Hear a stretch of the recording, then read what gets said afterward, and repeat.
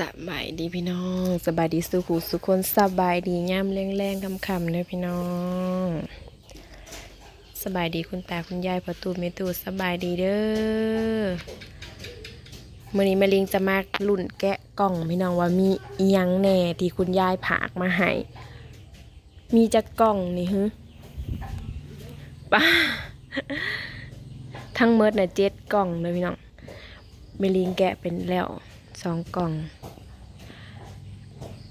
มีอย่างแน่มาเบิ่งนำกันพี่น้องก่อนอื่นก็ขอบพระคุณคุณตาคุณยายหลายๆเด้อจ้าที่ผากมาให้แม่ลิงเนาะแล้วก็ขอบพระคุณพ่อเด้อที่อยู่มุกดาหารที่เป็นธุระผากของมาให้แล้วก็ขอบใจเบาเจที่พาไปเอา ขอติดรถเขาไปเอาอยู่สวรรค์พี่น้องไปเอาอยู่ด้านผู้เรียนเบาเจสิไปเอาพ่อใหญ่เลยก็เลย ขอติดรถน้ำเพิ่นไปมันจังบ่ได้ไปหลายเที่ยวเด้แต่มีลิงก็มาหอดเฮือนแล้วกำลังจะมาแกะมันมีจักกล่องอันนี้จะเป็นปลาเส้นไปใส่มานางงามเอ้ยไปไต่ไผ่เลยคุณไต่ไผ่2 อันนะบ้านไผ่อยู่ในหันนะ โอ้ยยุงกินแก้มมาเข้าแป๊บเดียวยุงกินแก้มแถมไห้พร้อมเอ้ยอีแมวลงแก๊สเขียดอีแมวลงแก๊สร้อยไปเอาปลั๊กไฟไปให้น้องไปเอ้ยเป็นอีหยังไห้เบิกแม่พ่อใหญ่มาแล้วพ่อใหญ่เอาไว้พ่อใหญ่เอานั่นนี่ได้มาแล้วคุณยายสั่งมาให้4 แก๊สพี่น้องสั่งมาให้4 แก๊ส10 โล40 โล30 แพ็คแบบนี้พร้อมส่งเด้อลูกค้าพุ่นแหละประมาณทิศหนึ่งพุ่นแหละสิเร่งแพ็คให้มันได้ทันทิศหนึ่งเพราะว่าอีกบ่โดนนี้มันเลี้ยงก็เกี่ยวข่าวละสิได้เกี่ยวข่าวสิได้เกี่ยวหรือสิได้ดูดนั่นได้กับยังบ่ฮู้เลยเขาก็จะซุกแล้วผลก็ยิบยับได้มื้อนี้เบิ่งแกเบิ่งตัวนี้อีกสีเดียวกันบ่แต่ว่ามันก็คล้ายๆกันนะสีเดียวกัน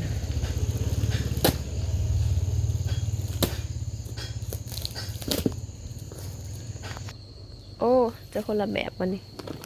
อันนี้เพิ่นจะเป็นถุงซีนพี่น้องอันแบบนี้เพราะว่าจะเป็นถุงแพ็คใส่แพ็คถุงอันนี้ถุง10 ล็อกมาอย่างดีเลยถุงละโล30 แพ็คพี่น้องรอบนี้เป็นรอบเยลลี่มีลิงว่าคุณยายรอบนี้ขอเน้นรอบเยลลี่เด้อเพราะว่ามันจะบ่มีหลายอย่างเด้เพราะว่าเฮาตัดพวกถั่วพวกยังออกก็เหลือแต่พวกปลาเส้นกับปลาหวานแล้วก็เยลลี่แล้วก็ปีโป้บ่มีรอบนี้ยังบ่ได้ปีโป้รอบนี้ยังไม่ได้มีโปโป้ได้แต่เยลลี่ไปก่อนหลังจากสุรวุนเมื่อคืนนี่พี่น้องก็บ่ได้ถ่ายคลิปต่อ สุรวุนเอาลูกนอนกินข้าวกินน้ำนี่เล่นรถเล่นรถผู้เดียวตืดมันปีนกะตั้งขึ้นตั้งขึ้นโยกขึ้น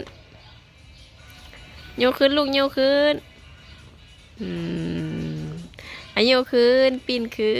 นพ่อใหญ่กับปกคาให้ยันยุ่งบ่ยุ่งเลยกับสิไปร้อยนั่นนะเลี้ยงกำลังสิแพ็คขนมมีแพ็คขนมยังไม่อะไรพอรู้เลยว่าสิเขาไปแพ็คอยู่นั่งอยู่โต๊ะกับบ่มีใครเอาลูกก็เลยมานั่งอยู่นี่เพราะว่าถ้าพ่อกับถ้าแม่สิไปหน้าแล้วพากันไปตัดใหม่ลักหัวลักห้าวถ้าแม่ก็ออกไปเลี้ยงงัวพาออกแล่นออกไปเลี้ยงงัวแหละก็สิเข้ามาเพิ่นว่าพาออกไปเลี้ยงงัวแล้วก็สิพาเข้ามาเพราะว่าช่วงบ่ายช่วงค่ำก็สิไปหับลิงเปลี่ยนขึ้นลูกเปลี่ยนขึ้นเก่งเลยมาพักแพ็กเยลลี่ต่อพี่น้องมาเนี่ยลุงไส้ก็นั่งเป็นกำลังใจให้จังน้อยหายจังน้อยหัวอยู่ลุงไส้กันเลยเขาเอาหายแล้วเงยหนาขึ้นมาได้ไหม มีบุญหะแหละน้อยหายในหัวอยู่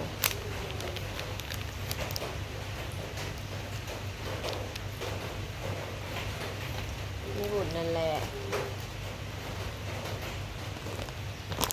เยลลี่คุณยายสั่งมาให้4 แก๊สปักไงน้องเลยสั่งมา4 แก๊สแก๊สหนึ่งมันจะมี10 โล30 แพ็คไม่ลิงก็ได้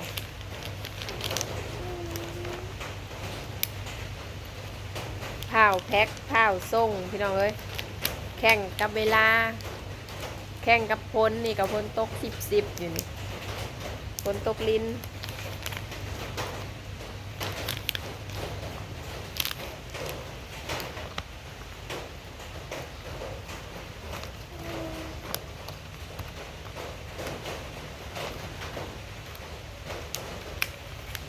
นี่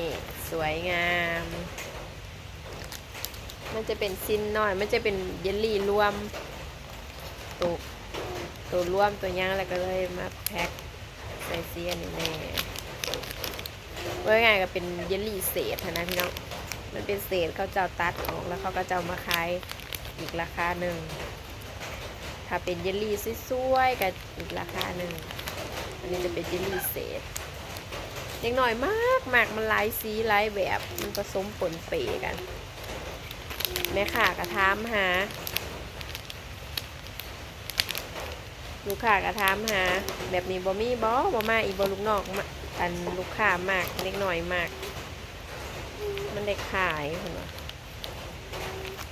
ในลิงกับข้าวให้คุณยายสั่งมาให้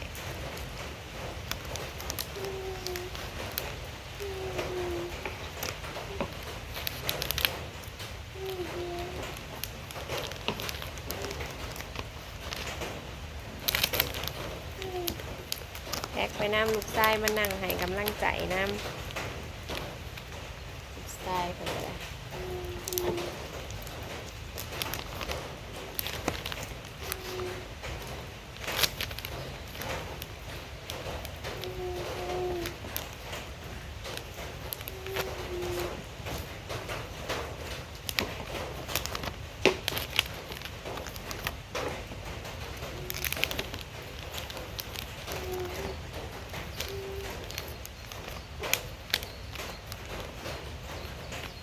มันเป็นเยลลี่เศษนะพี่น้องสิใส่น้อยกับยันว่าเป็นตาซื้อสิใส่ร้ายกับยันบ่ได้ทุน ก็เลยกะเอาแน่น้อยแน่ลายแน่กะเอาตัวน้อยตัวลายนี่แบบนี้ก็สวย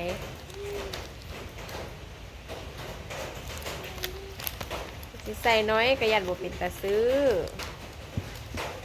สิใส่ลายก็ยันบ่ได้ทุน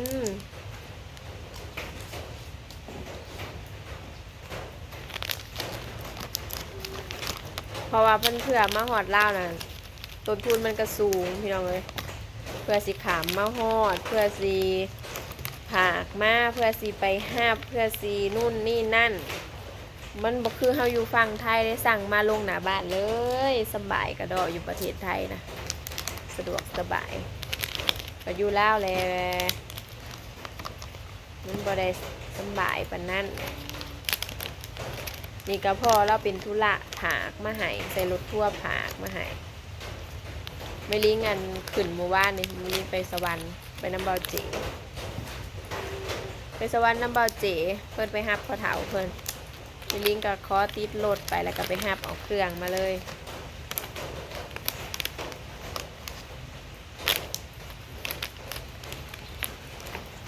เพราะว่าแ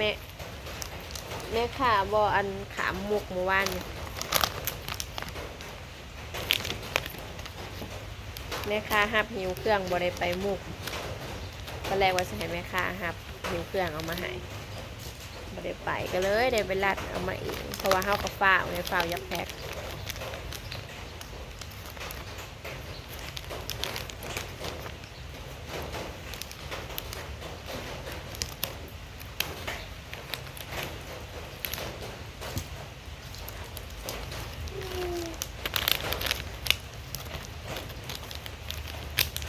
ากาศดีแพ็คขนมกันพี่น้องฝนป๊อกแป๊กป๊อกแป๊กอยู่อากาศเย็นไอ้มีบุญยุ่งบริกินลูกบ่พ่อใหญ่เฮ็ดอะไรให้อัน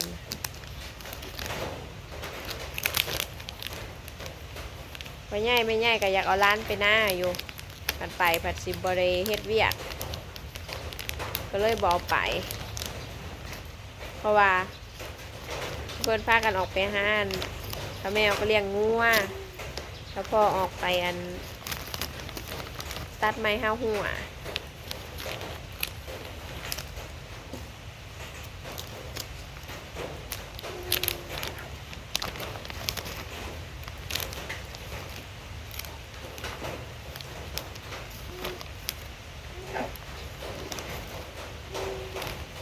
นี่สวยงามลิงสีใส่ถุงสีใส่ถุงไว้เลยล่ะแต่เสียไปซีนบาทเดียวใส่ถุงไว้แล้วไปซีนบาทเดียว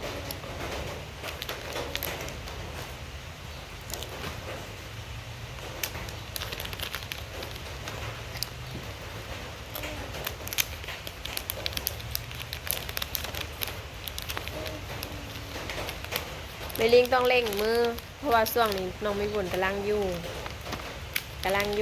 ลินผู้เดียวจะน้อยบัดแอบแล้วก็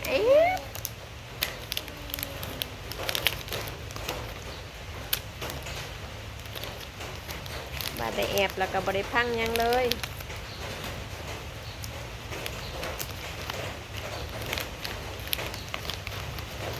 มีเมื่อคืนเลยแหละเพิ่นนอนง่ายเนี่ยประมาณ4 ทุ่มเอาน้ำให้กิน2 เทื่อละแน่สงสัยเมื่อยแหงคืนก่อนน่ะนอน5 ทุ่มตื่นมาตี 2 ตี 3จนฮอดตี 5ยังได้นอนแต่แม่นบักมีบุญเฮ็ดเสร็จค่ะเจ็บเสร็จน้ำมันอีกบ่ได้นอนเด้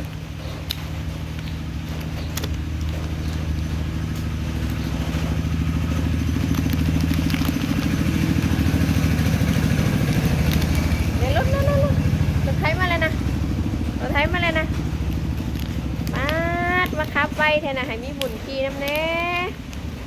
มีบุญอยากขี่รถไถนะให้บักหลาขี่น้ำเน็ตกว่าฉันเบาถึกแล้ว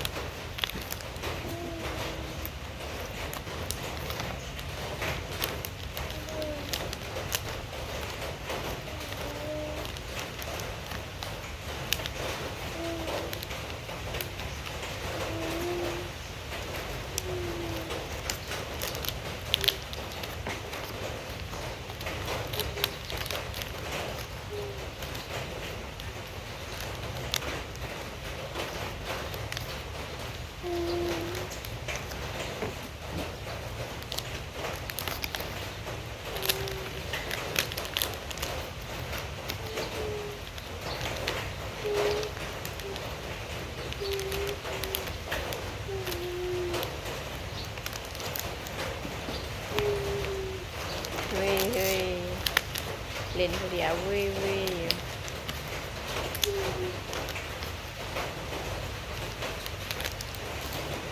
จังน้อยก็หายบ่เฮิงดอกเมื่อยเล่นอารมณ์บ่ดีแล้วก็หาย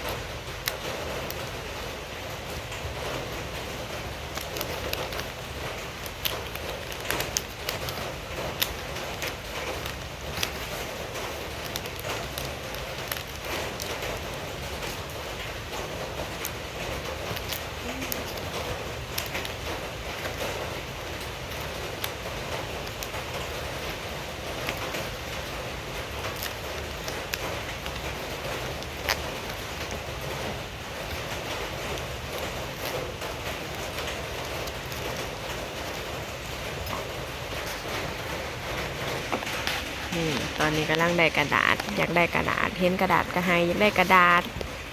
บ่ได้ย้อมเอาไปกัดจนเปื่อยสนบ่อยู่ดอกอยู่ย้อนกระดาษบัดนี้ขุนของเล่นรถถิ่มไปเล่นผู้เดียวอยู่หั่นแหละฮือๆอยู่หั่นแหละมานี่แม่เลี้ยงก็ขอลาเด้อทุกคนฝากเป็นกำลังใจให้น้องมีบุญในเด้อปลาลุงไปแล้วสุขสุขคนสำบายดี